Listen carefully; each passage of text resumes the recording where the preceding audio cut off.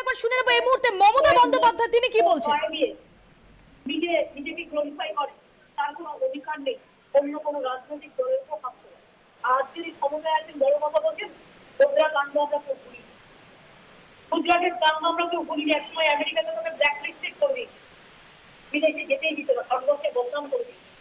এখানেও সেই খেলাই নিচ্ছে ওরা কতগুলো এজেন্সি। আমার অভিযোগ থেকে চ্যাপিং থাকবে, কোন ক্রিয়েট পলিটিক্যাল ট্রাফিকে, কোন political leaders for the personal purpose of the vendetta purpose. Because this government may not be in power tomorrow. So every case will be considered and every case we will fight the battle and we want to take the justice. এবং আমি সবাইকে আবেদন করবো এই প্রহরীর ভয়াবহ জনিত অবস্থায় বিরুদ্ধে, এই কারো দিনের বিরুদ্ধে আসলে আমরা সংগঠন করে সফল এবং এদের বিরুদ্ধে এদের জমানত বাজেয়াপ্ত করে দেওয়া থেকে আমি এখনো বলবো নবাবাই ম্যারেজ করে পাল্টা আমি মারবো। অ্যারেস্ট আমরাও কিন্তু পাল্টা করতে পারি, ওনার হাতে আমার গভর্নমেন্ট আছে, গভর্নমেন্ট আমার হাতেও আছে। আমিও কিন্তু দরকার হলে এখানে অনেককেই অ্যারেস্ট করতে পারি যারা চোর ডাকাত গুন্ডা বদমাশ এবং যারা দাঙ্গা করে, যারা কোটি কোটি টাকা নিয়ে কাজ করে। কিন্তু আমরা এখনো করিনি, তার কারণ আমি একটা রাজনৈতিক পার্টির সাথে বিশ্বাস করি। কিন্তু আয়নায় তুমি যেমন মুখ দেখাবে, আগামী দিন ভারতবর্ষের মানুষ আয়নায় সেই মুখ দেখাবে। আমি মোদীকে ডাইরেক্ট চ্যালেঞ্জ করছি, you can't do anything because Trinamool Congress is right, you are wrong. You cannot suppress the voice of the people. You cannot bulldoze the people's voice. তোমাকে রেস্ট্রিকশন মুক্ত করতে হবে। ভোট বন্দি নিয়ে কত কোটি টাকার খেলা হয়েছে এটা প্রত্যেক মানুষ জানে। আর বেঙ্গল ইজ দ্য প্লেস যেখানে স্বাধীনতা আন্দোলনের জন্ম হয়েছে, বেঙ্গল ইজ দ্য প্লেস যেখানে জাগরণের জন্ম হয়েছে, রেনেসার জন্ম হয়েছে। এই বেঙ্গলে কিন্তু আগামী দিন ভারতবর্ষের রাজনৈতিক শক্তি বাংলার এই প্রতিবাদী আমি মনে করি যে তারা অন্যায় একজনের কারো একটা প্লেনের টিকিট আপডেট করে দেওয়া, এই প্লেনে যারা লাগাত করে তারা জানে একটি জার্নি করে প্লেনের কোম্পানিও করবে। এগুলো ছোটখাটো কিছু, বড় কিছু নয়। আর এগুলো কিন্তু এগুলো প্রত্যেকটা ঘরে ঘরে আছে। যেমন একটা আতি একটা জব করছি কার সাথে, আমার তো সব চ্যালেঞ্জ করছি। আর তোমার দায়িত্ব তুমি কেন করো? যদি চিটফান্ড প্রভাব থেকে স্ক্যাম হয়ে থাকে তার জন্য দায়িত্ব সেন্টার করো। তোমার সেভির উপর দায়িত্ব ছিল, রিজার্ভ ব্যাংকের উপর দায়িত্ব ছিল। তোমার রিজার্ভ ব্যাংক তার দায়িত্ব পালন করেনি কেন? কেন আমাদের লোকের গায়ে আছে? তুমি যারা তৈরি করেছিলাম ফাউন্ডার মেম্বার তাদের কারো গায়ে হাত দাও। 1980 সাল থেকে সঞ্চয়িতা বলুন, ফেভারিট বলুন, সারদা বলুন, পিয়ারের আমি যাই না ওষুধ টাকা পয়সা দিয়ে কি করবো সারা এরকম মানে দিয়ে সারা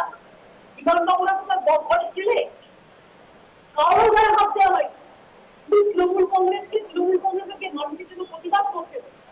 ওরা প্রতিহিংসা রাজনীতি করছে, বাট এই প্রতিহিংসা রাজনীতি কোথায় যাবে নরেন্দ্র মোদী তুমি বুঝতে পারছো না। এবং যদি দেশে কোথাও পালিয়ে গিয়েও মানুষ বাঁচবে টাকা করিয়ে দিয়ে, তাহলে মরে রেখে ভারতবর্ষের মানুষের ফিরে আমি এটুকু বললাম। সিনিয়র লিডার এবং এমনকি লয়ারদের পর্যন্ত ভয় দেখানো হয়। আমি একটা জিনিস লক্ষ্য করছি, সিবিআই কেসে বা এডি কেসে অনেক জাস্টিসদের পর্যন্ত বলে দেওয়া হয় দেবে না, রিলিজ দেবে না। এক একটা কেসে 1.5 বছর, 2 বছর, 2.5 বছর, 3 বছর রেখে দেওয়া হয়। আমি জানি যেখানে গভর্নমেন্ট জাস্টিস দেয় না সেখানে জুডিশিয়ারি জাস্টিস, এটা অনেক জুডিশিয়ারির সঙ্গে অ্যাপিল করবো যে এই ভিন্ডিকটিভ অ্যাটিটিউডের বিরুদ্ধে let's put them people and we will seek justice from the people. এবং এটা এই মনে করি যে নিশ্চিত হবে মানুষের জয় হবে। চিন্তা চিন্তা করার কোনো কারণ নেই। চিন্তা গেলে থাকলে মনে রাখবেন বাংলার মানুষের হৃদয়ে আছে একটা কেসের জন্য তারা লড়াই করছে এবং এটা নিয়ে চিন্তা করার কোনো কারণ নেই। বড় বড় কোর্ট টাকা কালোবাজারিরা ঘুরে বেড়াচ্ছে সারা দেশ থেকে বিদেশে, কারণ গায়ে চাষ করার ক্ষমতা নেই নরেন্দ্র মোদী।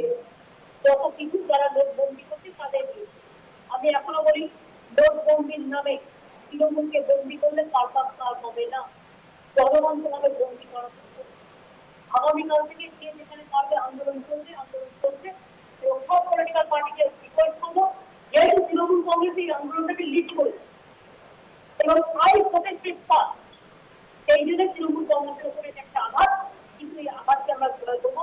আমি 35 অনেক লড়াই করেছি, কোনো মূল্যন নাই। আমি হাসি মুখে বলছি আমরা ধর্ম আমরা কোনই রাজনীতি করি আমরা বিপুল সংসদকে আমরা যত্ন করি। আমি আমাদের বলে দিই আরেকটি দপ্তর আজকে আমরা প্রতিবাদ 9 তারিখ থেকে শুরু করব, কন্টিনিউ ধর্ণা করব। সব পলিটিক্যাল পার্টি যেখানে আছে সেখানে নাম তৃণমূল কংগ্রেস থেকে প্রোগ্রাম যেহেতু আমরাও ন্যাশনাল পার্টি, আমাদের 9 তারিখ থেকে সুলতানগঞ্জে প্রোগ্রাম হবে, দায়িত্বে থাকবে সুনীল রাব্বানি। কন্টিনিউ করে ধর্ণা ভাঙতে মানে সকাল মানে 10টা থেকে প্রতিদিনই 6টা অবধি হবে। কিষানগঞ্জে হবে 9 তারিখ থেকে 11 তারিখ পর্যন্ত, তারপরে আমরা 12 দিনের ঠিক করবো। মানে কালকের এই বিক্ষোভ আপনাদের কন্টিনিউ করবো। তো ভাই তখন কি বিক্ষোভ আমরা জানি না। দুই হচ্ছে ওই কিষানগঞ্জে থাকবে আসামে যাবে ববিন নেতৃত্বে আসাম। এবার ত্রিপুরা হবে, ত্রিপুরা আমাদের তৃণমূল কংগ্রেসের তাদের নেতৃত্ব হবে। মণিপুরে হবে, মণিপুর আমাদের তৃণমূল কংগ্রেস আছে তাদের নেতৃত্ব হবে। অরুণাচলে আমাদের ইউনিট আছে, আমরা all India Trinamool Congress party তাদের নেতৃত্ব। আমাদের দিল্লিতে হবে এমপিদের নেতৃত্ব। এবং আমাদের বাংলায় হবে, বাংলায় 9 তারিখ থেকে শুরু হবে, অন্য জায়গায় হবে 10-11, এখানে শুরু হবে 9 তারিখ থেকে। বাংলাটা আগে শুরু হবে, রিজার্ভ ব্যাংকের সামনে আমরা বাংলায় হবো 9 তারিখ থেকে।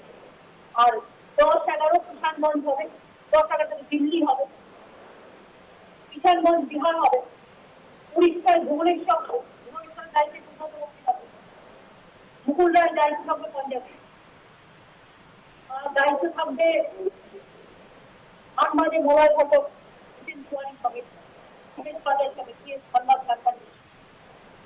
উড়িষ্যার বলছি বক্সি থাকবে।